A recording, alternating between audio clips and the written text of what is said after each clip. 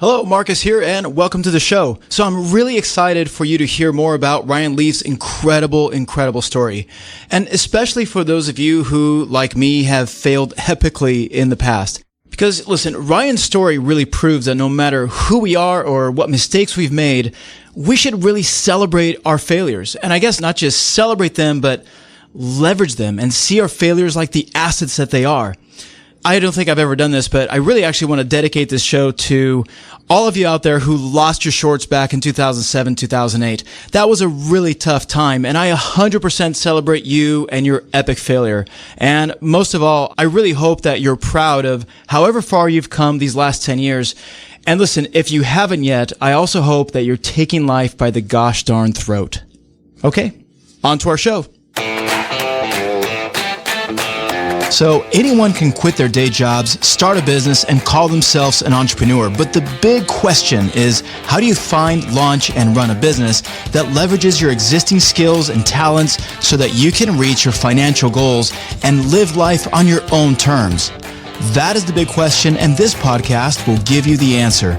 I'm Marcus Mora, and I've helped hundreds of entrepreneurs find, launch, and run multi-million-dollar businesses. Now my mission is to help you find yours. Welcome to Born to Run It. In 1998, Washington State quarterback Ryan Leaf was on top of the world. He was on the cover of Sports Illustrated alongside Payton Manning, talking about who was going to be the best quarterback coming into the NFL draft. Now, as football fans know, Ryan and Payton would lead the NFL draft that year, and Payton would go number 1, and Ryan would be picked number 2 by the San Diego Chargers. Here's a throw by Leaf, an open guy. Look at that. Manning, Ryan Leaf. The second choice in the draft, Ryan Leaf. Instantly after the draft, Ryan goes from a poor college student whose parents could barely afford the suit he wore to the NFL draft to immediate stardom, immediate fame, and more importantly, a contract worth tens of millions of dollars.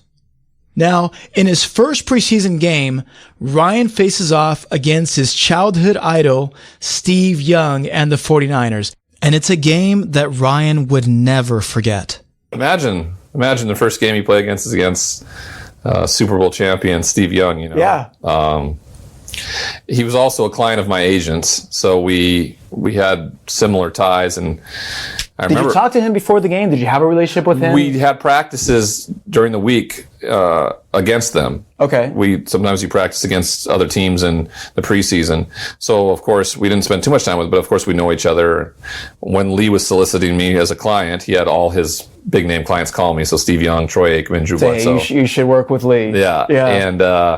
And so I'd spoken to him before, and then sure enough, after the game, I played really well. I was 60% completion percentage. It was through a touchdown. Amazing game. Yeah. And we beat them. Yeah. But it's the preseason.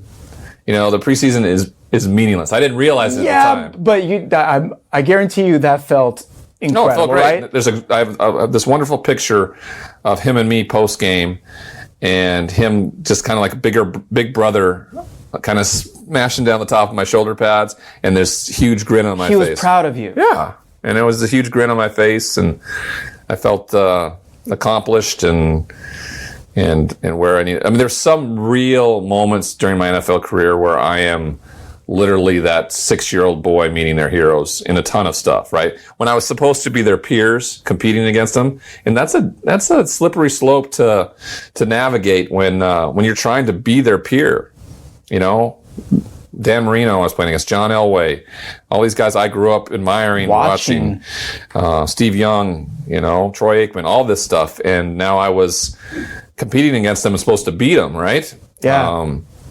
And I would just I'd be like a little kid looking up to him when we, and I could refocus again and say, I need to cut that guy's heart out now. Next. It just seemed out of my reach, even though that was my goal all along, was to get there. It felt weird.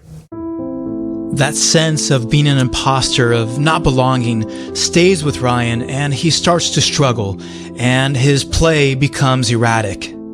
Backside pressure and goes down hard. Time flings it deep. Passes. And then on September 20th of 1998, Ryan plays the worst game of his career against the Kansas City Chiefs. In that game, he completes only 1 of 15 passes for a total of 4 yards. And in fact, it is after this game that Ryan infamously yells at a reporter during a post-game interview, and the video goes viral. Ryan mentioned to me that it was after that video that his career really ended. And he was right. After that horrible performance, Ryan goes from feeling not just out of place or an imposter, but he starts to believe that he is a failure. And in just 3 years, the Chargers cut their losses with Ryan, and he moves on to play for the Tampa Bay Buccaneers for a little bit, and then the Dallas Cowboys, and eventually he lands with his last team, the Seattle Seahawks. But even before the season starts, Ryan does the unthinkable. This kid who had grown up dreaming of playing the NFL quits. After just 3 years in the NFL, Ryan decides to just retire. He's only 26 years old. But now, even though he's now retired, he's still wealthy with enough money to last a lifetime. But at the same time, he's demonized by the press, the NFL fans, and the NFL pundits who start to label him as the biggest bust in NFL history. And even though Ryan is no longer in the game, he internalizes all of this criticism, and he comes to believe again that he indeed failed at his career and at his life. And in 2002, Ryan then turns to Vicodin, and things take a dark turn. What about that guy Ryan Leaf from Washington State?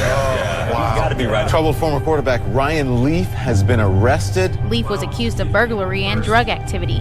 In a plea deal, he pled guilty to the charges. Former NFL quarterback Ryan Leaf was arrested Friday in his Montana hometown. Ryan Leaf has been arrested for the second time in just 4 days. This is Leaf's latest mugshot.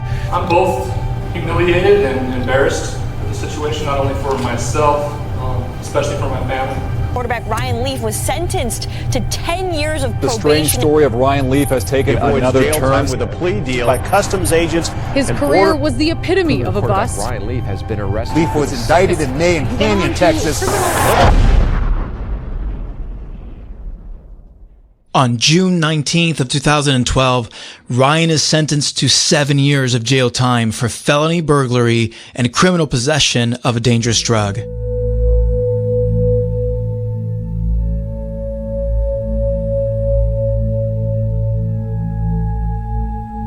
Now, you might be wondering why the heck I wanted to interview Ryan in the first place on a podcast all about finding your business and entrepreneurship. Well, here's the reason, and this is a little bit personal, but back in 2007, my business failed and I lost everything. Now, when I say everything, I mean everything. My wife and I were left with one car, which was later repossessed, and we even had to move in with my wife's parents and started the process of just starting over and reinventing myself. Now, at that time, I wasn't the only one who got caught in the mortgage meltdown financial crisis of 2007. Not even close. I mean, I was one of millions of people who lost their jobs, their businesses, and their homes. But for some reason, it didn't feel that way.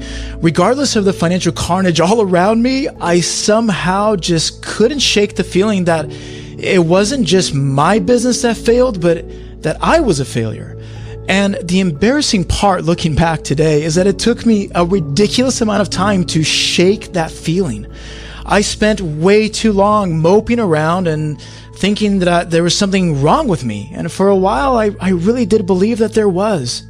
And I know. Cry me a river, right? I'm not telling you this for sympathy. I'm back to normal. I'm better than ever, in fact.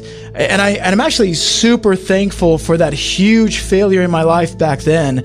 I learned so much through that failure, more than I've learned through any of my successes before or after.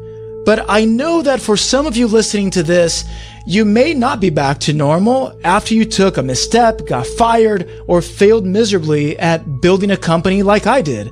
For example, listen, if you are between the ages of 35 and 60, chances are that the financial crisis of 2007 left at least a mark on your life. And the problem is that too many of us see that mark as an ugly scar as opposed to seeing it as a badge of honor. So this podcast episode with Ryan is for all of us who failed epically. It's especially for those of us who are still holding on to those failures, because I wish that back then somebody had grabbed me by the collar, slapped me around, and told me to get over myself and start to see my failure as a badge of honor. And I wish that somebody had told me that no matter how hard I fell flat on my face, that there are thousands of other people who have fallen from way greater heights and have now risen from far darker depths. And the funny thing is that as Ryan and I settled in to get ready for our interview, I lead the interview with this long, rambly question about how to deal with failure. I'm rambling because I'm already feeling really sheepish about even trying to compare my little tiny business failure to what Ryan had to overcome. For entrepreneurs, right? Back in 2007, 2008, 2009, just everything crashed, right? And I think for a lot of entrepreneurs, I don't know that we really talk about this, but I think for a lot of us, we're still in like this post-traumatic stress disorder where we went through just incredible failure, incredible just losing everything. And in fact, it happened to me, right? In 2008, I lost everything with a business that I had, literally everything. And I carried that for a very long time. I mean, super recently where I still carried it, where I felt that. And I think that a lot of entrepreneurs feel that. So, what is the state of mind? How do you let go of that feeling of going through failure, going through that, and turning it around? What was the process for you to go from where you were to where you are today? For me, it ended up being going to prison. Somebody convinced me to start being of service to other people, where I actually removed myself from the equation, where it had nothing to do with me anymore.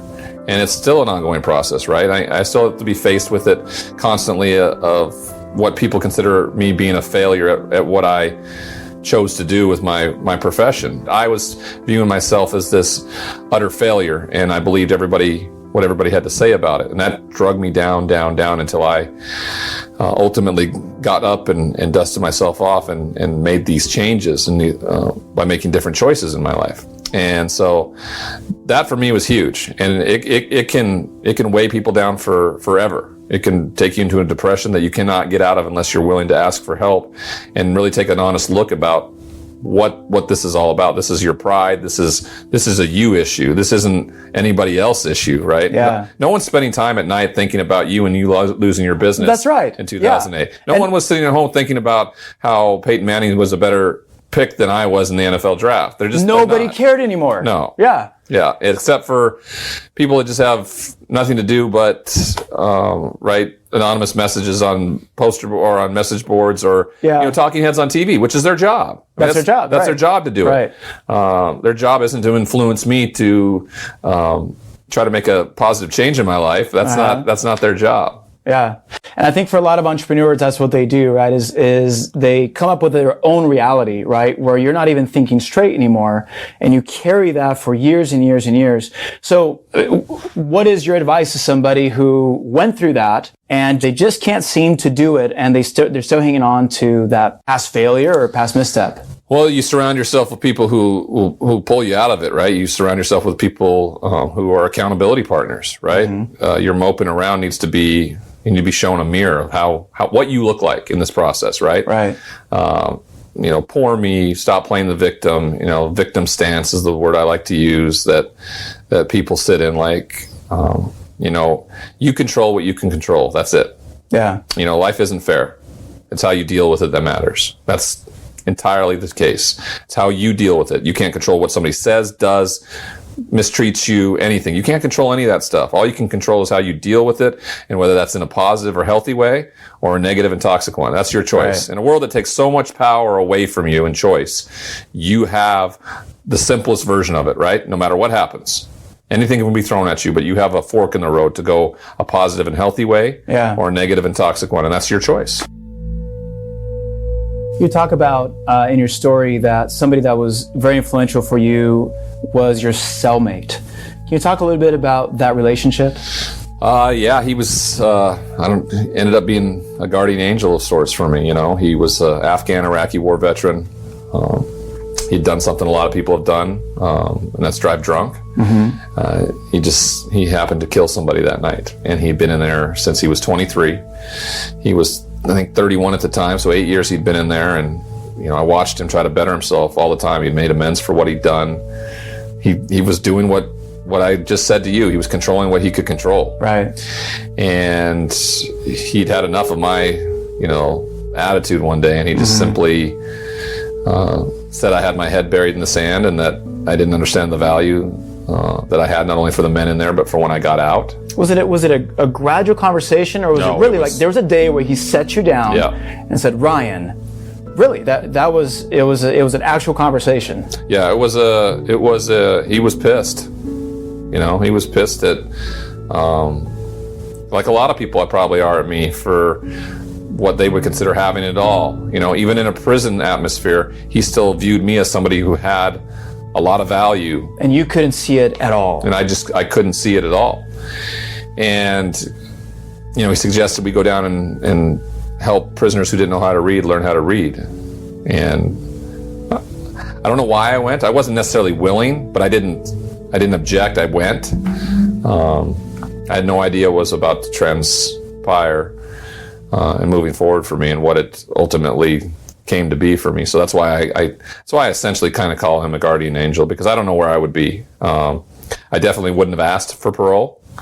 I would probably still be there. I was on a 7-year sentence. My sentence is up on March 30th, so 15 days from now is when. No way. So when my sentence should be up. So. And what you just said is that you would have just lived it out. Yeah. At that point. I thought I was doing everybody a favor. That's incredible. I thought I was doing everybody a favor, my community, my family. Have you been able to stay in touch with him? Yeah. In fact, I'm headed to Nashville next week, where he lives. He got out. He did? He got out like a month after me. There were like 88 men on our block, our cell block, whatever they call it. And 86 of which have either gotten out or never gotten out and have come back. Right. There's 2 of us that have remained out, and that's me and him, out of the 88. Out of the 88, that's it. And that's why I say we're the exception. The rule is you go to prison, you get out, you go back. That's the rule. Unless you change your life 180 degrees. Right. And that's what he did. He used his GI Bill, and he's going to Lipscomb University in Nashville, and he's an engineering major. And no way. So yeah, I'm gonna see him next week. My family and I are going down to Nashville for my father's 70th birthday party as a family, and he lives there. So we're gonna spend some time with him, and yeah, just really grateful for him being in my life, and I'm really happy to hear that he's doing well as well. Interesting how I don't know, as men, there's, I don't know, you can kind of one hand the men and women that affected our lives, right? I mean, I tell my kids all the time that that it's hard to come by men that we can look up to, men that change our lives.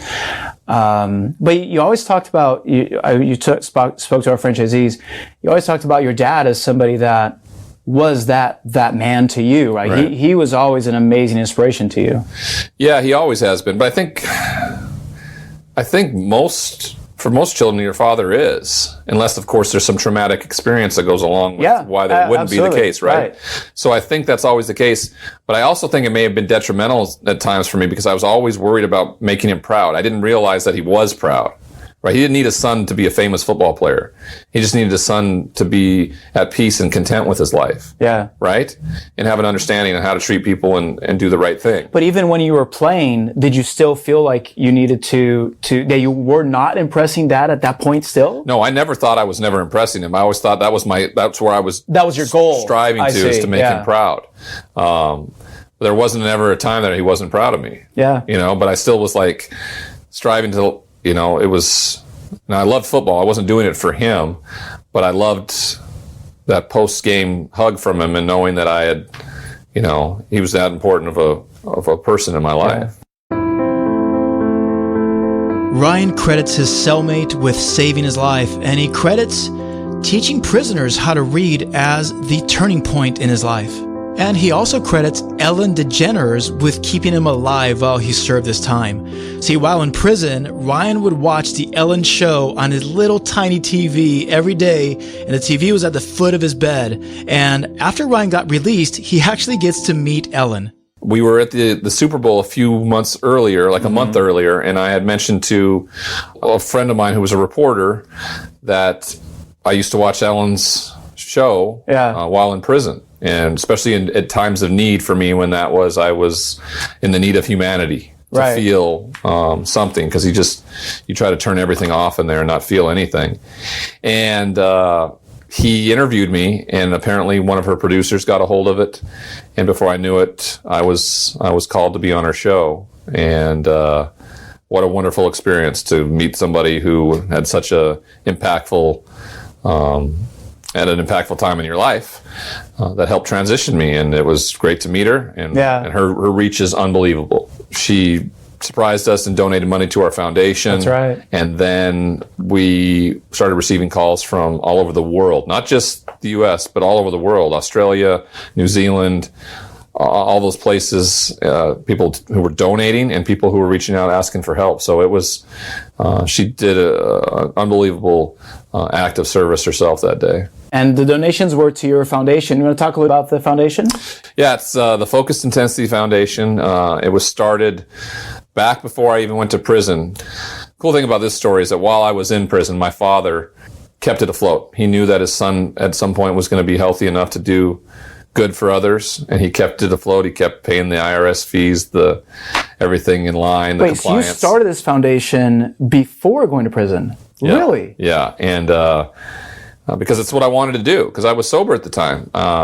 I got diagnosed with a brain tumor, and when I went through the process of the radiation and all of that, the doctor prescribed me some pain meds, and I just, instead of mentioning to him that I had a past with them, I felt I deserved it or I was owed it. And 4 months later from when he gave me that first pill, I was in a jail cell. So that's how quickly it dissipated. But the foundation was settled and set, and my father knew that it was going to save lives someday. And hell, it may end up saving my life, and I think it does in a way where I'm being of service to others. And now it's just, it's a pretty unique arm for us, that when others reach out who can't afford it. I don't want anybody else out there who wants to change their life for the better not be able to do it simply because they can't afford it.